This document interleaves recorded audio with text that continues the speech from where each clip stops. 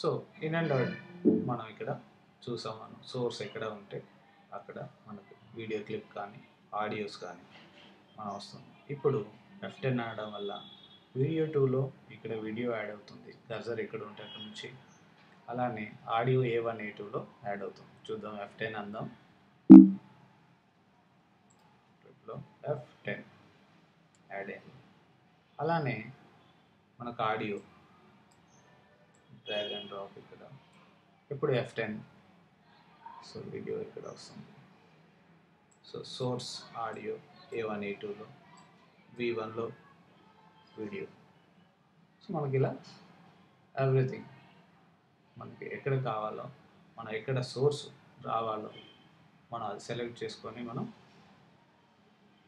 Edit చేయడం జరుగుతుంది. So clips మనం సెలెక్టెడ్ టూల్తో మనం ఇక్కడ సెలెక్ట్ చేసి ఓన్లీ ఆడియో లింక్ ఇక్కడ లింక్ అన్నది లింక్ తీసేస్తే మనకు ఓన్లీ సెలెక్ట్ అవుతుంది. Option upper arrow, okay, option lower arrow, same option lower arrow. So మనం అలా ట్రాక్లోకి మూవ్ కూడా చేయొచ్చు ఆప్షన్తో. సో మనం అనుకున్నాం కమాండ్ మైనస్, కమాండ్ ప్లస్, మనం time line Zoom in Zoom out, okay. Sliding కూడా ఇక్కడ ఎప్పుడైతే జూమ్ చేస్తామో అప్పుడు స్లైడింగ్ వస్తుంది. ఇక్కడ స్లైడింగ్ కూడా మన చాయిస్, ఎలా ఉంటే అలా చేయొచ్చు. సో సేమ్ ఇక్కడ కూడా మనం ఎప్పుడైనా టైమ్ లైన్ అనేది అవుట్పుట్ విండోకి రెఫరెన్స్.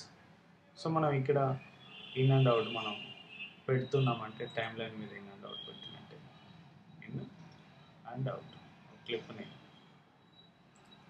ఓన్లీ ఎక్స్ అనడం వల్ల క్లిప్ సెలెక్షన్ అవుతుంది. ఏ క్లిప్ అయితే ఉందో ఆ క్లిప్ ఆప్షన్ ఎక్స్ వల్ల. ఆప్షన్ ఎక్స్ క్లియర్ అవుతాయి.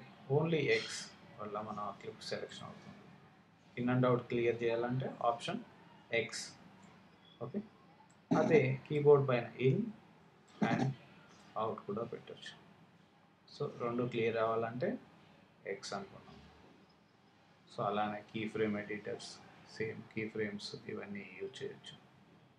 మోషన్ వచ్చినప్పుడు చెప్దాం అవి.